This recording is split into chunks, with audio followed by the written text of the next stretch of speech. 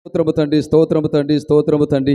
యేసుని ఘనమైన నామానికి వందనాలు ప్రభువా. అలాగనే ప్రియ సంగమా, రేపు జరుగుతున్న విశ్రాంతి ఆరాధన ఎంతో చక్కగా జయప్రదంగా మహిమకరంగా జరిగించబడినట్లుగా ఆదరణకర్తైన పరిశుద్ధాత్మ దేవుడు మన మధ్యలో సంచరిస్తూ వస్తున్న ప్రతి బిడ్డలను ఆకర్షించి మందిరములకు ప్రతి ఒక్కరు కూడా ఏ కుర్చీ ఏ మూల ఖాళీ లేకుండా ప్రజలందరూ విరివిగా తమ తమ ఇరువులలో నుండి వచ్చేదైన వాగ్దానం నెరవేర్చబడినట్లుగా ప్రతి బిడ్డలు, అన్యులైన వారు, విగ్రహారాధకులు పూజిస్తున్న వారు, నూతనమైన ప్రజలు, వెనకబడిపోయిన వారు, పిల్లలు, యవనస్తులు ప్రతి ఒక్కరూ తప్పిపోకుండా, నిర్లక్ష్యం చెందకుండా, అసనర్థంగా ఉండకుండా, అనాలోచనగా ఉండకుండా, భయముతో భక్తితో ప్రభు సన్నిధిలో సమయానుకూలంగా ప్రభు సన్నిధిలో చేరి కృతజ్ఞతాపూర్వకమైన స్థుతులు చెల్లిస్తూ రేపు దిన సన్నిధిలో ప్రతి ఒక్కరు కూడా ఆనంద సంతోషంతో దేవుని ఘనపరచబడినట్లుగా రేపటి దిన ఆరాధనకు ఎటువంటి వర్షం కానీ, వాతావరణం కానీ, కరెంటు కానీ ఎటువంటి ఆటంకం ఆరాధనకు కలగకుండా పరిశుద్ధాత్మ దేవుడే సజావుగా క్రమంగా జరిగించబడినట్లుగా రేపటి దిన ఆరాధన వేల మంది ప్రజలు వచ్చినట్లు, చుట్టూ పరిసర ప్రాంతాల నుంచి ప్రజలు రావటకు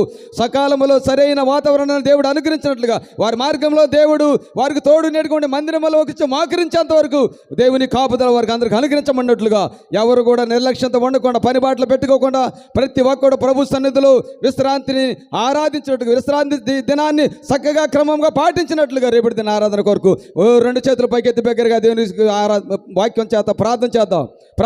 రేపటి దిన ఆరాధన కొరకు ప్రార్థన చేద్దాం. విశ్వాసంతో బిగ్గరగా ప్రార్థన చేద్దాం.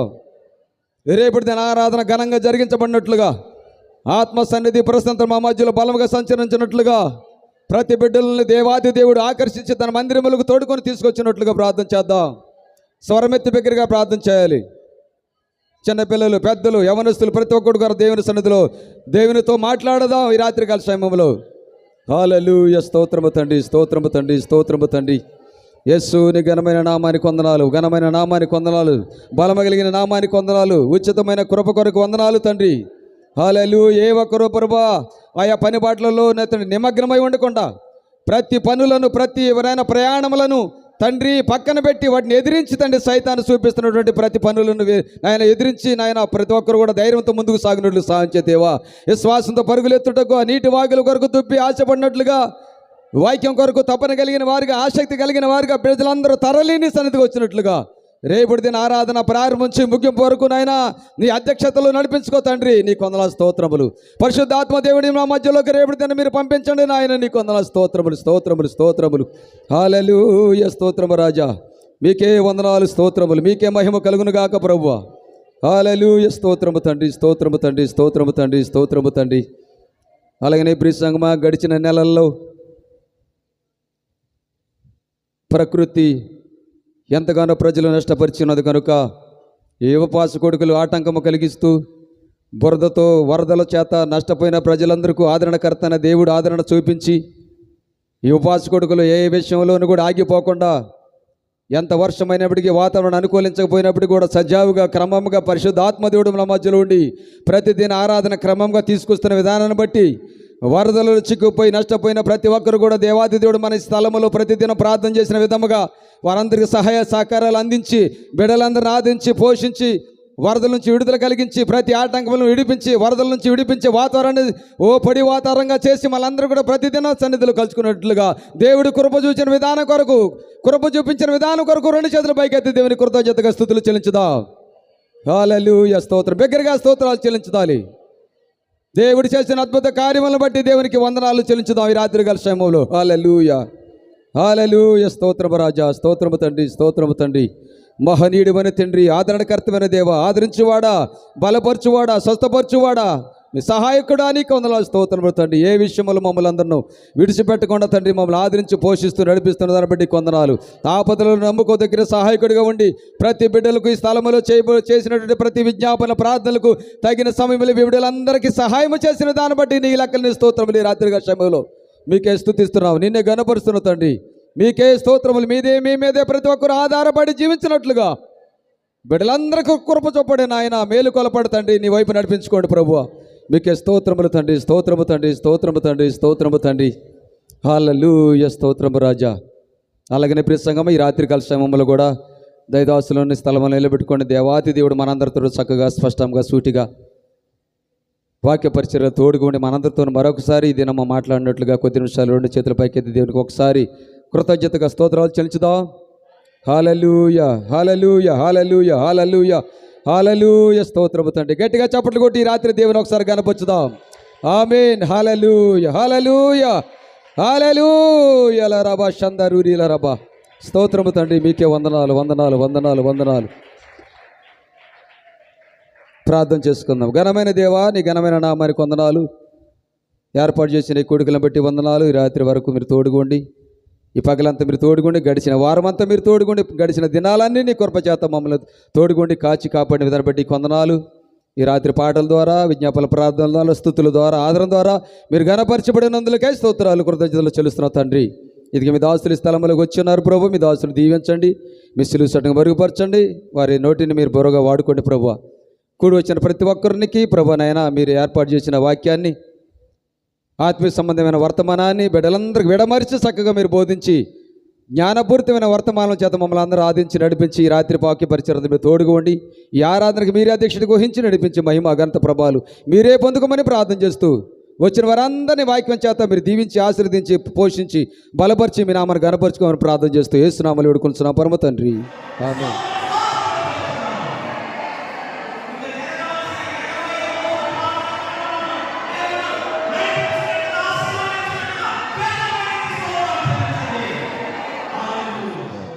సరి చేతుల పైకెత్తి దేవుని స్తోత్రం చెప్దామా? హల్లెలూయా.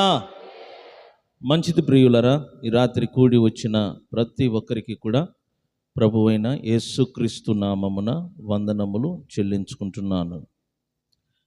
ఈరోజు 20వ రోజు. ఎన్నో రోజు అంటే చెప్పండి, చూసారా ఎంత స్పీడ్గా వెళ్ళిపోతుందో. 20వ రోజు ప్రార్థన కూటము. నిన్నటి రాత్రి కూడా ఎంతో చక్కని వాక్యోపదేశము దేవుడు మనకు అనుగ్రహించాడు. అదేవిధంగా రేపు ఉదయకాలము ఆరాధన ఉన్నది, తర్వాత రేపు సాయంత్రము కూడా మనకు ఆరాధన ఉన్నది. కాబట్టి ఈరోజు కొంచెం త్వరగా ముగించటానికి నేను ప్రయత్నం చేస్తాను. ప్రతిరోజు మనం వాక్యం వింటున్నాం ఎఫెసీ పత్రికల నుండి. ఆయన ప్రియుని యందు ఆయన రక్తము వలన మనకు విమోచనము కలిగి ఉన్నది. చెప్పండి, ఆయన ప్రియుని యందు ఆయన రక్తము వలన మనకేం కలిగి ఉన్నది? విమోచనము. విమోచనము అనే పదము ప్రతిరోజు మనం వింటున్నాం. అనగా ప్రభు తన రక్తమిచ్చి మనలను కొన్నాడు. ప్రభు తన రక్తమిచ్చి మనలను సంపాదించాడు. మనము ప్రభు యొక్క రక్తము చేత కొనబడిన ఒక సంఘముగాను, ప్రభు యొక్క రక్తము చేత కొనబడిన గొర్రెల మందగాను మనము పిలవబడుతున్నాం. నిన్నటి రాత్రి మొన్నటి రాత్రి యోహాను సువార్త 10వ అధ్యాయాన్ని చదువుతున్నాం. ఎందుకంటే యేసు ప్రభు తన గొర్రెలకు సమృద్ధి జీవము కలగ చెయ్యటానికి ఆయన ఈ లోకానికి దిగి వచ్చాడు. ఎందుకు దిగి వచ్చాడు? సమృద్ధి జీవం. నిన్న రాత్రి నేను జీవమును గూర్చి మాట్లాడాను. జీవము చాలా ప్రాముఖ్యమైనది. జీవము అంటే లైఫ్ అన్నమాట. దేవుడు ఏ జీవము కలిగి ఉన్నాడో అదే జీవాన్ని మన ప్రభువైన యేసు మనకు ఇవ్వటానికి ఈ లోకానికి వచ్చాడు. ప్రతి మనిషి దేవుని జీవమును పొందాలి. ఆ జీవములో దైవత్వము, నిత్యత్వము రెండు ఇమిడి ఉంది. ఎవరెవరు ప్రభువైన యేసునందు విశ్వాసము ఉంచుతారో వారిలో దేవుని యొక్క జీవము ఉంచబడుతుంది. మీరు ప్రభువైన యేసునందు విశ్వాసము ఉంచినట్లయితే మీలో ప్రభు దేవుని జీవాన్ని ఉంచుతున్నాడు, దేవుని యొక్క లైఫ్ను ఉంచుతున్నాడు. ఆ జీవము మీలో ఉంచబడిన దాని వలన మీరు జీవము గలవారిగాను యుగయుగాలు జీవిస్తూ ఉంటారు. మీలో దైవత్వం ఉంటుంది, మీలో నిత్యత్వం ఉంటుంది. ఆ జీవములో మీరు ఎదగాలి, ఆ జీవమును మీరు ప్రాక్టీస్ చేయాలి. అందుకొరకే మనము దేవుని వాక్యం వినటానికి వస్తున్నాం. సో నేను మరలా చెప్తున్నాను, ఏది శాశ్వతం కాదు. నేను మరలా చెప్తున్నాను, దృశ్యమైనది ఏదియో శాశ్వతం కాదు. దృశ్యమైనది ఏదియో నిలిచి ఉండదు, గుర్తుపెట్టుకోండి. అదృశ్యమైనది మాత్రమే యుగయుగాలు నిలిచి ఉంటుంది. సో దేవుడు మీకు చెప్పే పాట ఏంటంటే, దృశ్యమైన వాటి మీద మనస్సు పెట్టవద్దు. మీ కంటికి కనబడుతున్న ఏదైనా సరే అది గొప్పగా కనబడుతుంది, అది చాలా విలువగా కనబడుతుంది. కూర్చొని ఆలోచించు చూడు, ఏదో ఒక రోజు అది విడిచిపెట్టి నీకు దూరం అవుతుంది. ఎందుకంటే దృశ్యమైనది ఏది మనతో రాదు, అదృశ్యమైనది మనకు కావాలి. దేవుడు అదృశ్యుడు, ఆయన జీవము కూడా అదృశ్యమైనది. నీ అంతరంగ పురుషుడు కూడా అదృశ్యమైన వాడు. కాబట్టి దేవుని జీవాన్ని మీరు పొందాలి. మీరు పొందాలి అంటే మీరు ప్రభువైన యేసునందు విశ్వాసం ఉంచాలి. చెప్పండి, ఎవరి మీద విశ్వాసం ఉంచాలి? ప్రభువైన యేసునందు విశ్వాసం ఉంచాలి. మీరు ఆయన యందు విశ్వాసం ఉంచినప్పుడు ఆ ప్రభు దేవుని యొక్క జీవాన్ని తీసుకొని వచ్చి నీ ఆత్మలో ఉంచుతాడంట. అప్పుడు నీ ఆత్మ దేవుని జీవాన్ని పొందుతున్నాడు, నిత్య జీవాన్ని పొందుతున్నాడు, దైవత్వాన్ని పొందుతున్నాడు, నిత్యత్వాన్ని పొందుతున్నాడు. నీ భౌతిక శరీరము చనిపోయినను నీ ఆత్మ ఆ జీవము చేత యుగయుగాలు జీవిస్తూ ఉంటాడంట. కాబట్టి యుగయుగాలు జీవించే జీవితం కావాలన్నా, ఒక 100 సంవత్సరము వరకు సంతోషంగా అనుభవించి చనిపోయే జీవితం కావాలనా? ఏ జీవితం కావాలా? చెప్పండి, ఏ జీవితం కావాలా? యుగయుగాలు.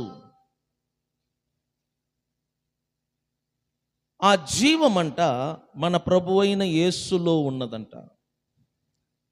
ఆయనలో జీవముండెను, బైబిల్ అంటుంది.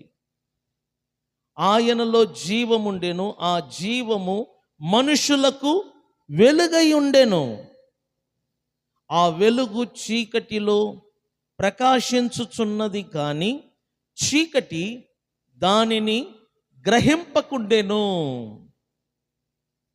ప్రతి మనిషి యేసు క్రీస్తును గ్రహించాలా. గ్రహించటం అంటే ఏంటి? అర్థము చేసుకోవాలి ఆయనను. చెప్పండి, గ్రహించటం అంటే ఏంటి? చెప్పండి, అర్థం చేసుకోవాలా. ఇప్పుడు చూడండి, ఒకరిని ఒకరు అర్థము చేసుకుంటేనే కాపురము బాగుంటుంది. స్నేహితులు ఒకరిని ఒకరు అర్థం చేసుకోవాలా. ఇద్దరున్నారు, ఒకరికి నచ్చింది ఒకరిలో ఉంటుంది. కాబట్టి ఒకరిని ఒకరు అర్థం చేసుకోవాలి, గ్రహించాలి. ఈ భూలోకములో ఉన్నప్పుడు యేసు ఎవరో నువ్వు గ్రహించాలి, నువ్వు అర్థం చేసుకోవాలి. ఆయన శిష్యులు యేసు ప్రభుతోనే ఉన్నారు, కానీ ఆయన ఎవరో వారికి తెలియదు. ఒక సందర్భంలో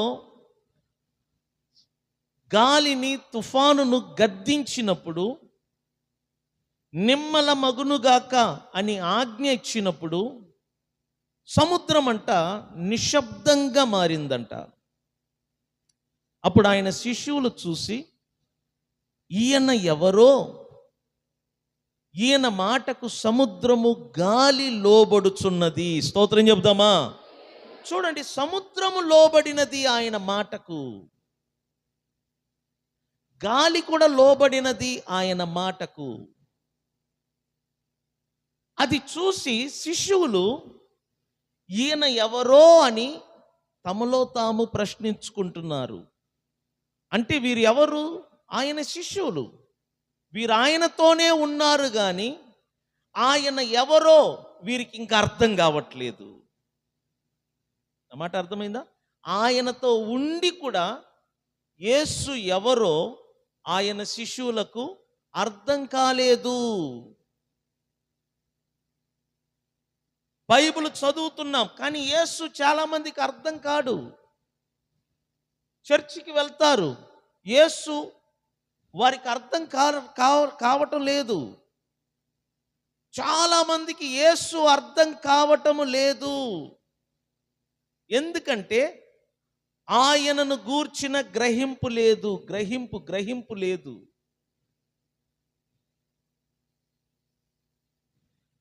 యేసుతోనే ఉన్న ఆయన శిష్యులకు ఆయన ఎవరో అర్థం కాలేదు. ఒకసారి ప్రభు అడిగాడు పేతురును, అక్కడ ఉన్న శిష్యులను, నా గురించి ప్రజలు ఏమని చెప్పుతున్నారు? నా గురించి ఏమనుకుంటున్నారు అని ప్రశ్నించాడు. అంటే నన్ను ఎవరు అని ప్రజలు అనుకుంటున్నారు అని ప్రశ్నించాడు. ఒకరన్నారు నీవు ఏలియా అని కొందరంటున్నారు. మరొకరన్నారు నువ్వు ప్రవక్తలలో ఒకడవు అని మరొకరన్నారు. ఇంకొకరంటారు బెయల్జెబూల్ అంటున్నారు. ఇంకొకరన్నారు దురాత్మ పట్టినవాడు. ఇట్లా యేసును గూర్చి ప్రజలు రకరకాలుగా అనుకుంటూ ఉన్నారు ఆ రోజుల్లో. ఎందుకంటే ఆయనను గూర్చి వారికి అర్థం కాక, ఆయన ఎవరో గ్రహించకపోవటం వలన ఆయన పట్ల ప్రజలకు రకరకాలైన తలంపులు, ఆలోచనలు ఉండేది. ఈ రోజుల్లో కూడా యేసు ప్రభు అందరికీ అర్థం కావటం లేదు. నేను నిజం చెప్పిన ఆయనను అర్థం చేసుకుంటే పురుషులు స్త్రీలు ఇంట్లో ఉండరండి. నేను చెప్తున్నాను. ఎందుకు స్త్రీల కూడికి నువ్వు ఇంట్లో ఉంటున్నావు? నీకు అర్థం కావట్ల యేసు ఎవరు. యేసు ఎవరో నువ్వు అర్థం చేసుకుంటే నువ్వు దేవుని సన్నిధికి పరుగులెత్తుతావు. యేసును అర్థం చేసుకుంటే ఈ ప్రపంచాన్ని పెంటగా నువ్వు చూస్తావు. యేసు కొరకు సాక్షిగా జీవిస్తావు. యేసు కొరకు నువ్వు పరుగులెత్తుతావు. యేసు కొరకు సమస్తమును విడిచిపెడతావు. ఎందుకంటే ఆయన ఎవరో నువ్వు అర్థం చేసుకున్నావు కాబట్టి.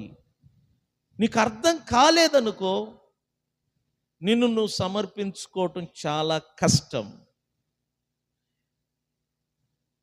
ప్రజలు యేసును గురించి రకరకాలుగా ఊహించుకుంటున్నారు. అప్పుడు ప్రభు మీరేమనుకుంటున్నారు నా గురించి అని తన శిష్యులను అడిగినప్పుడు సీమోను పేతురు అనబడిన వాడు వెంటనే ఒక మాట అన్నాడు, ప్రభువా నీవు దేవుని సజీవుడైన దేవుని కుమారుడు. ఎవరంట చెప్పండి? సజీవుడైన దేవుని కుమారుడు అని వెంటనే సమాధానం ఇచ్చాడు. ప్రభు వెంటనే పేతురు వైపు చూసి ఏమన్నాడంటే, సిమోను, రక్త మాంసములు దీనిని నీకు బయలుపరచలేదు కానీ పరలోకమందున్న నా తండ్రి నీకు బయలుపరిచాడు. అంటే యేసును గూర్చి దేవుడు బయలుపరిచాడు పేతురుకు. దీని అర్థం ఏంటంటే యేసును గూర్చి దేవుడు బయలుపరిస్తే తప్ప ఏ మనిషికి కూడా యేసంటే ఎవరో అర్థం కాదు. అర్థమైంది నేను చెప్పేది? దేవుడు బయలుపరిస్తే తప్ప యేసు ఏ మనుషులకు అర్థం కాడు. ఆయన గొప్ప మర్మముగా ఉంటాడు. దేవుడు బయలుపరిచాడు సీమోనుకు, దేవుడు బయలుపరిచాడు పేతురుకు యేసు ఎవరో.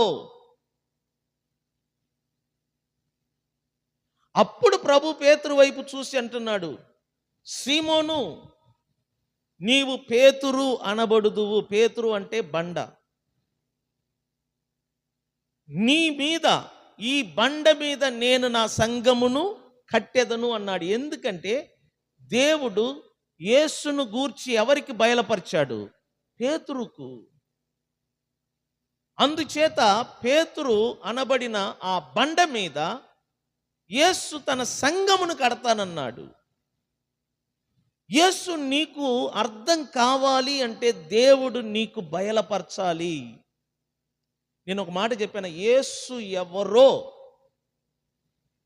ఏ మానవుడు అర్థం చేసుకుంటాడో ప్రాణమైన వదులుతాడు కానీ డబ్బు వెంట పోడు. నేను చెప్తున్నాను, నిజం చెప్తున్నాను. ప్రాణమైన వదులుకుంటాడు కానీ ఈ ప్రపంచం వైపు తిరగడు. ఎందుకంటే యేసును అర్థం చేసుకున్న వాళ్ళందరూ ప్రాణమైన వదులుతారు, హతసాక్షులైన అవుతారు, కానీ ఈ ప్రపంచము వెంట తిరగరు. ఆయన గొప్పతనం అలాంటిది.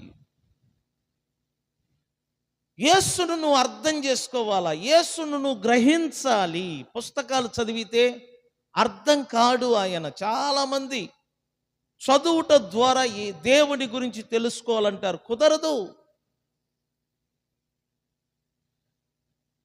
మోషే రాసిన ధర్మశాస్త్రం అంతటిని పౌలు చదివాడు,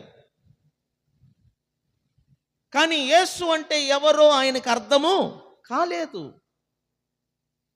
కొందరు అంటారు పౌలంతా విద్యావంతుడు ఎవడూ లేడు, 5 పుస్తకములను కంఠస్థముగా చెప్పగలిగిన గొప్ప మేధావి అంట పౌలు. అయినా ఆయనకి యేసు అంటే ఎవరో అర్థం కాలేదు, కాబట్టి సంఘమును హింసించాడు. యేసు నామమున ప్రార్థించే విశ్వాసులను శోధించాడు, బాధ పెట్టాడు. ఎందుకంటే యేసు అంటే ఏంటో ఆయనకు అర్థం కాల. కానీ అదే పౌలు అంటాడు గలతీ పత్రికలో, ఆయన తన కుమారుణ్ణి నాయందు బయలుపరిచాడంట. స్తోత్రం చెప్దామా? అంటే తండ్రి అయిన దేవుడు క్రీస్తును పౌలులో ఏం చేశాడంట? బయలుపరిచాడు. అప్పుడు అర్థమైంది దేవుని కుమారుడైన క్రీస్తు ఎవరో.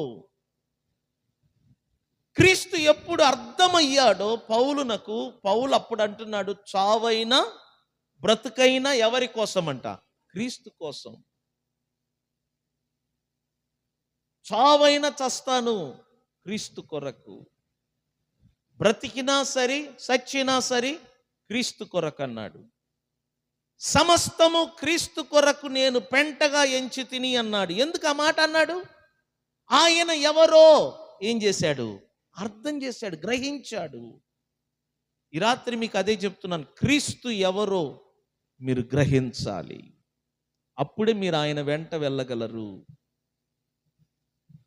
క్రీస్తును అర్థం చేసుకుంటేనే మీరు ఆయనను వెంబడించగలరు. మీరు ప్రార్థనలు అడగండి, తండ్రి నీ కుమారుణ్ణి మాకు బయలుపరచు, క్రీస్తు ఎవరో మాకు బయలుపరచు. మీకు చెప్తున్నాను, ఆయన చాలా గొప్పవాడండి. ఎంత గొప్పవాడంటే ఈ సృష్టిలో ఆయనంత గొప్పవాడు ఎవరు లేరు, అంత గొప్పవాడు యేసు. ఆయనను చూస్తే చాలు ఈ ప్రపంచములో ఏది మనకు వద్దనిపిస్తుంది, అంత రుచి గలవాడు. మనం ఉదయం నుంచి సాయంత్రం వరకు ఈ లోకంలో ఉన్న వాటిని ఆశిస్తున్నాం, అది కావాలా ఇది కావాలని. తప్పు లేదు, కానీ ఏది శాశ్వతం కాదు, ఏది మనతో రాదు.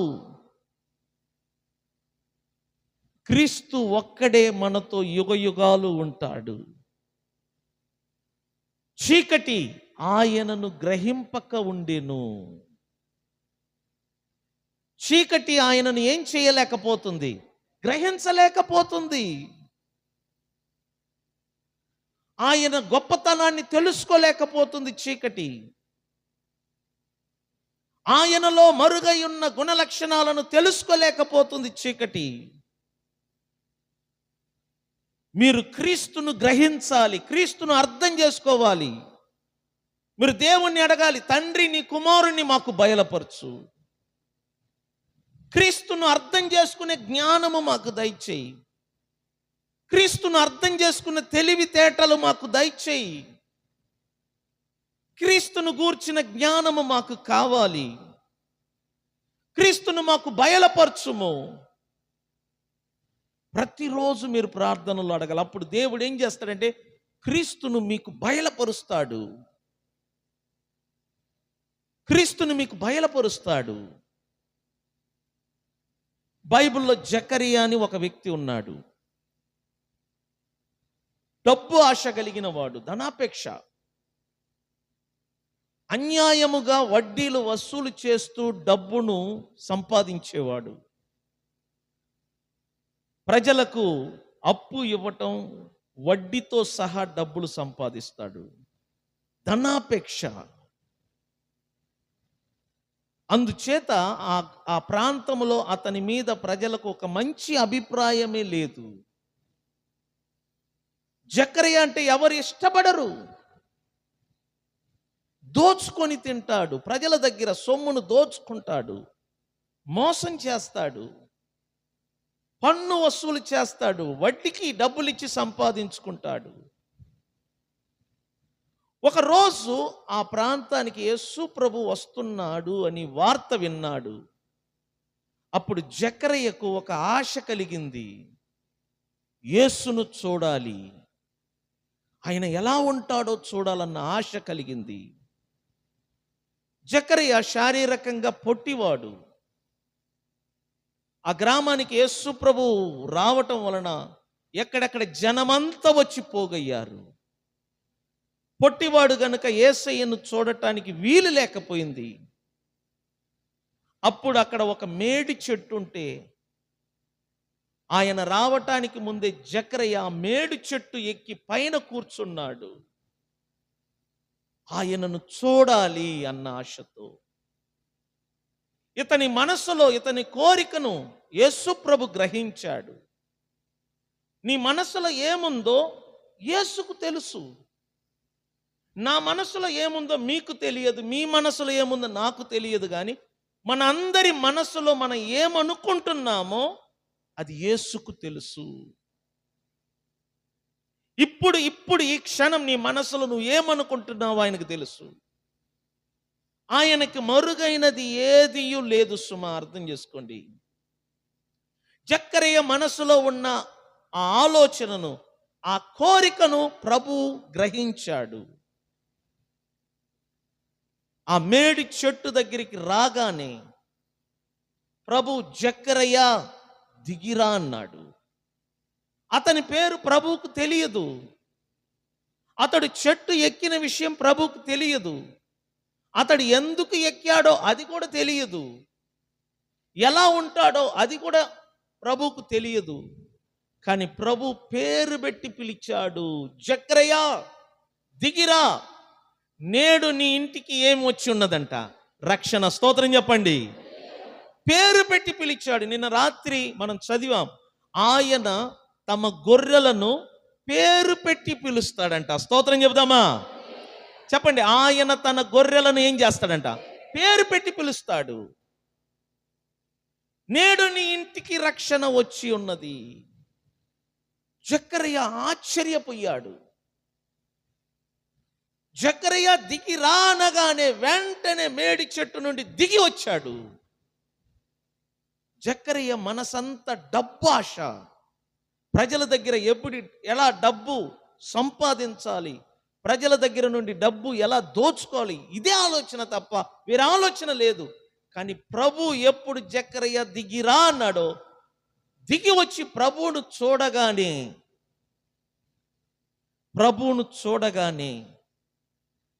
ప్రభు ఎవరో గ్రహించాడు. ప్రభు ప్రేమను గుర్తించాడు. ప్రభు యొక్క దయాళత్వాన్ని, ప్రభు యొక్క కనికరమును తెలుసుకున్నాడు జకరియా. ప్రభు ఎదుట నిలబడగా ఈ ప్రపంచములో ఏది కూడా నాకు అక్కరలేదన్నాడు. జకరియా ఏమన్నాడంటే, నేను ఎవరెవరి దగ్గర అన్యాయముగా డబ్బు తీసుకున్నానో వారికి రెండంతలుగా నేనేం చేస్తానన్నాడు, తిరిగిస్తానన్నాడు. స్తోత్రం చెప్పండి.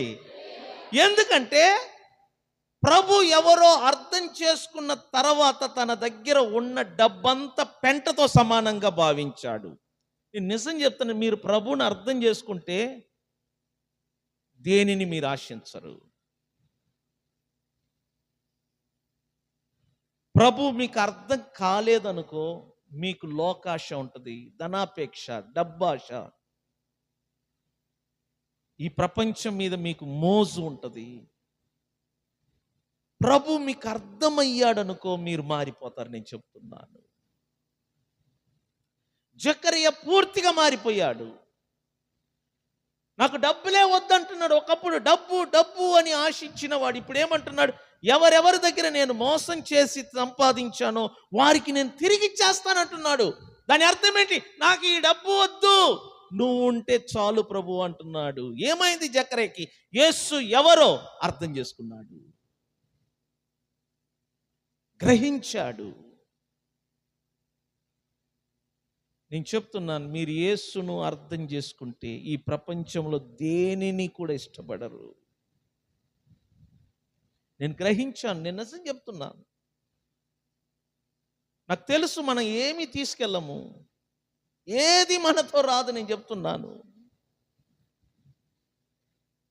ఏది మనతో రాదు. ఒట్టి చేతులతో వచ్చాము, తిరిగి మనం ఎలా వెళ్తామంట? ఒట్టి చేతులతోనే వెళ్తాం. కానీ భూమిలో ఉన్నప్పుడు ప్రభువును గురించి తెలుసుకోండి, ప్రభువును గురించి నేర్చుకోండి, గ్రహించండి, అర్థం చేసుకోండి. నేను చెప్తున్నాను, బైబిల్ అంటుంది చీకటి ఆయనను ఏం చేయలేకపోతుందంట? గ్రహింపకుండేను, గ్రహించలేకపోతుంది. చీకటి అర్థం చేసుకోలేకపోతుంది. కానీ దేవుని బిడ్డలైన మీరు అలా ఉండకూడదు. మీరు అర్థం చేసుకోవాలి, మీరు తెలుసుకోవాలి, మీరు గ్రహించాలి ప్రభు ఎవరో. ప్రతిరోజు ప్రభుని అడగాలి, ప్రభువా నిన్ను నువ్వు మాకు బయలుపరచుము, తండ్రిని కుమారుడైన క్రీస్తును బయలుపరచుము, పరిశుద్ధాత్మ క్రీస్తును గూర్చి మాకు సాక్ష్యం ఇమ్ము, యేసు ఎవరో మాకు తెలియచేయుము, తద్వారా మేము ఆయనను వెంబడించుతాము. ఈ ప్రపంచానికి పట్టిన పీడ ఏంటి తెలిసిన? యేసు ఎవరో తెలియదు. యేసును గూర్చి మనుషుడు తెలుసుకుంటే తన్ను తాను పూర్తిగా ఆయనకు ఏం చేసుకుంటాడంట? సమర్పించుకుంటాడు. ఇంకొక మాట చూడండి, 10వ వాక్యం. ఆయన లోకములో ఉండెను. యోహాను సువార్త అధ్యాయం 1:10.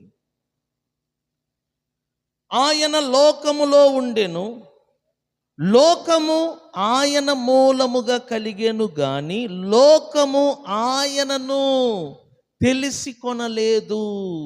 చూసారా? లోకము ఆయనను ఏం చేయలేకపోతుంది? తెలిసి కొనలేకపోతుంది. చీకటి గ్రహింపకుండేను,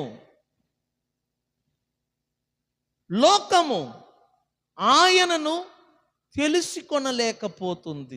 తెలుసుకోవాలి, తెలుసుకోవాలి.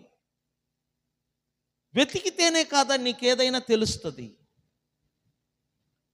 వెతకాలి, పరిశుద్ధ గ్రంథాన్ని చదివి తెలుసుకో, దేవుని వాక్యములను విని తెలుసుకో. యేసు ప్రభు ఎవరో నువ్వు ఎంత చదువుతావో, ఎంత వింటావో, యేసు ప్రభు ఎవరో నువ్వు తెలుసుకుంటావు.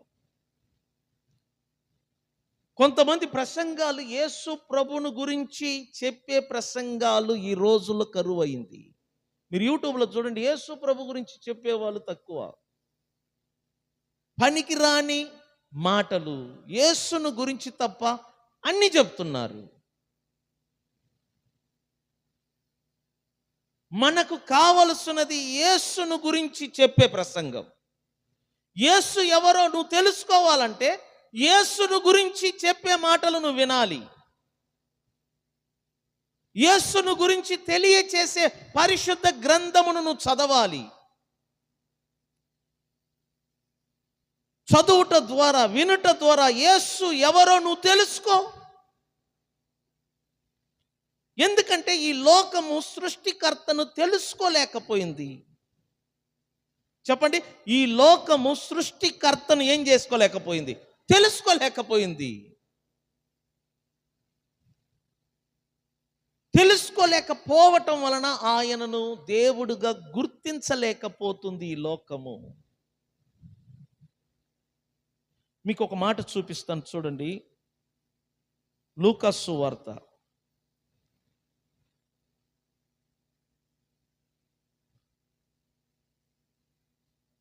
అధ్యాయము 19.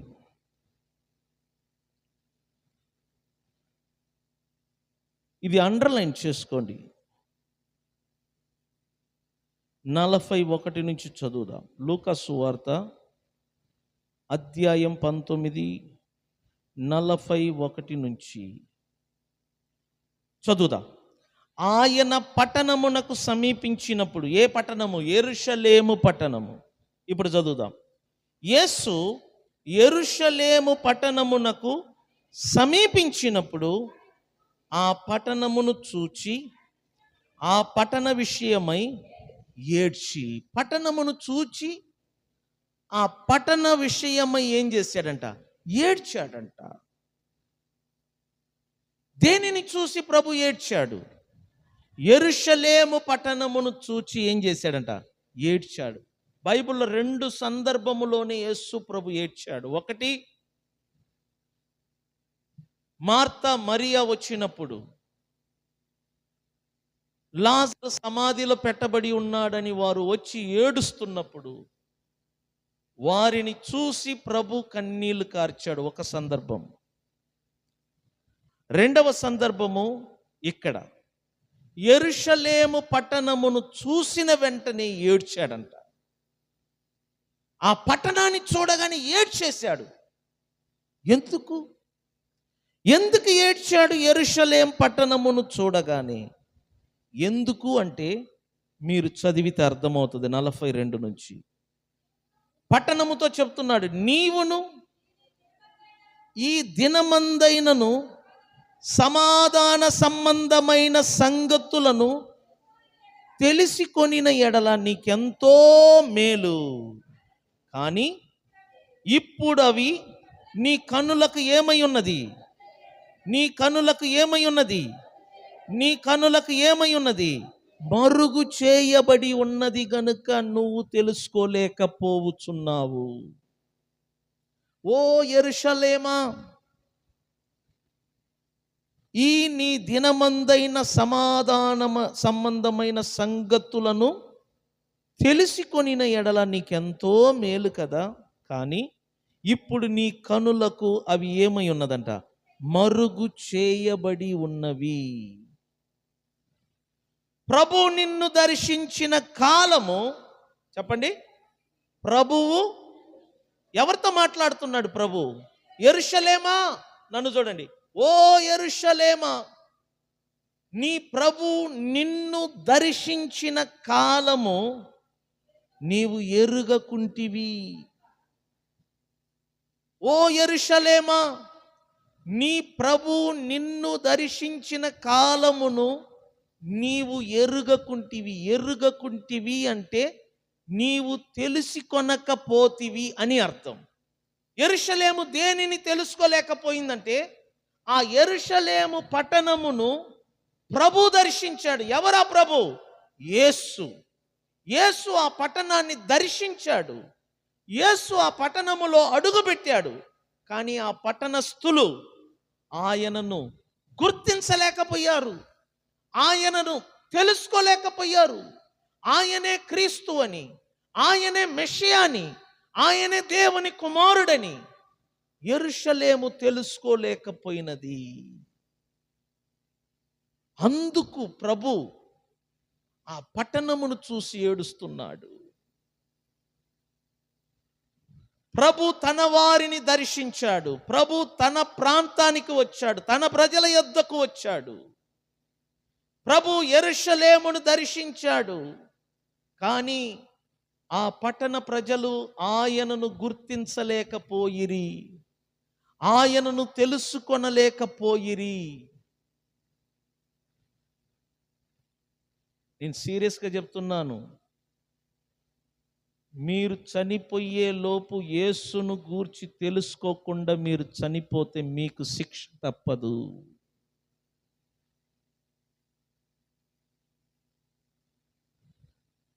మీ పని ఏంటంటే యేసును గూర్చి తెలుసుకోవటం. ఆయన ఎవరో నువ్వు తెలుసుకో. యెరూషలేము తెలుసుకోకపోవటం వలన వారికి కలిగే శాపం ఏంటి తెలుసునా? ప్రభు అంటున్నాడు, ప్రభు నిన్ను దర్శించిన కాలము నీవు ఎరుగకుంటివి గనుక నీ శత్రువులు నీ చుట్టూ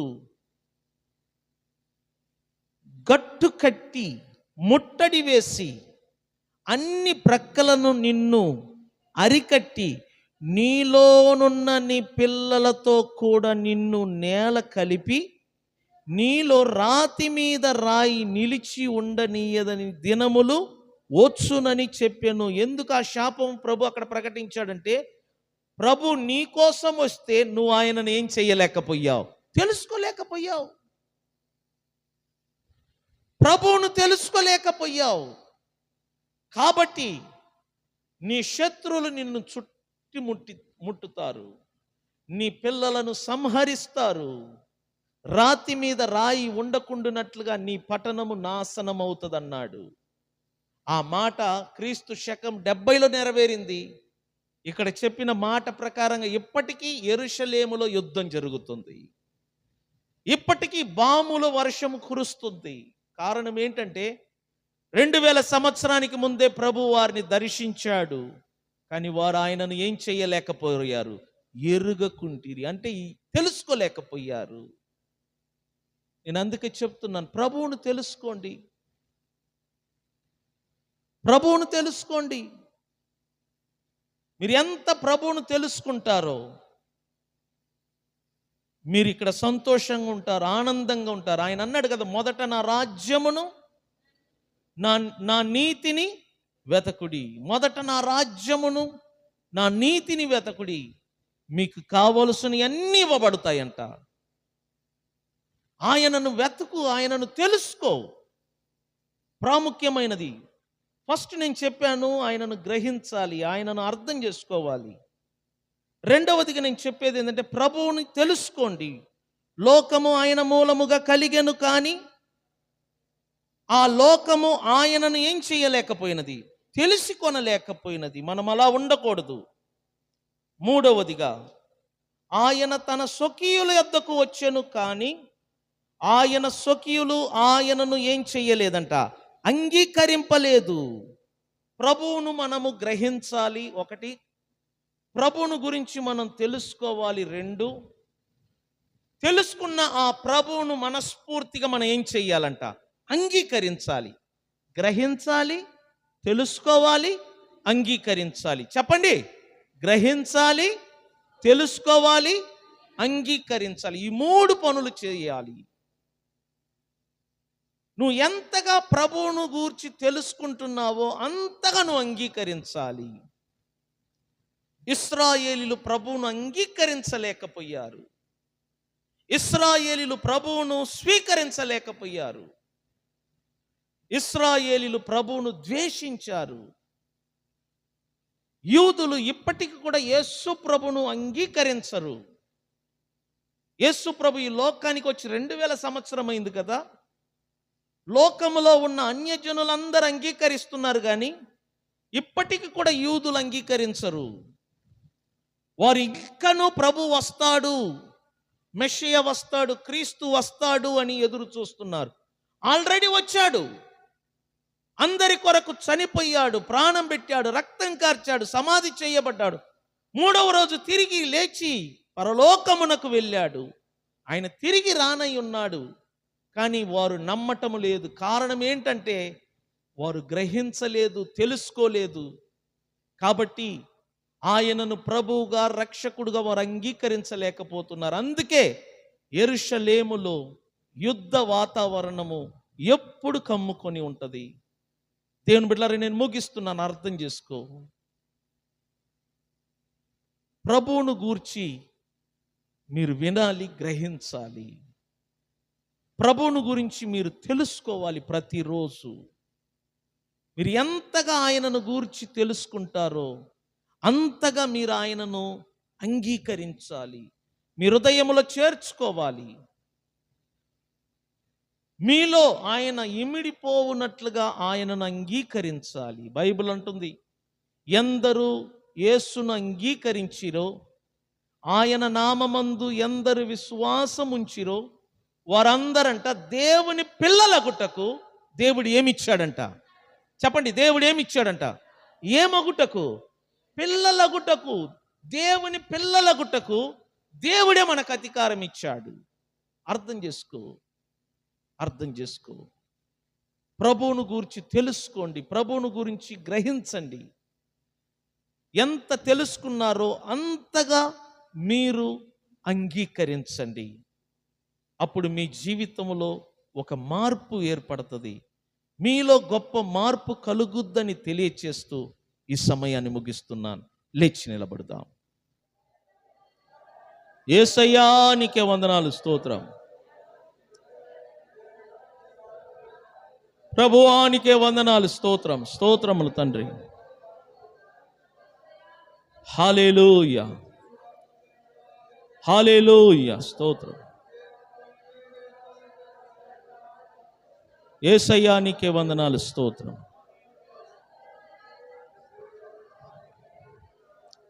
ప్రైజ్ ది లార్డ్. ఓ చిన్న ప్రార్థన విజ్ఞాపన.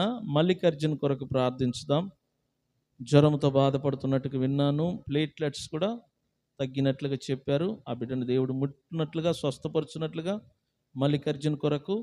అలాగనే భారతి వాళ్ళ పాప ఆయుష్, ఆ పాప పేరు, ఆ పాప కూడా 3 రోజులుగా జ్వరంతో బాధపడుతున్నట్టుగా తెలియచేశారు.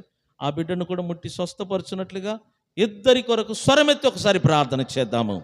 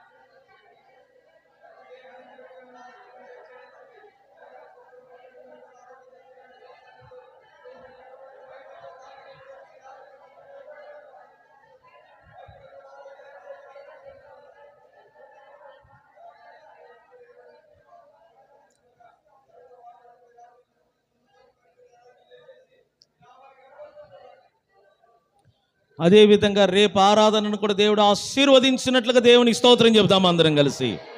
హల్లెలూయా, హల్లెలూయా, స్తోత్రం.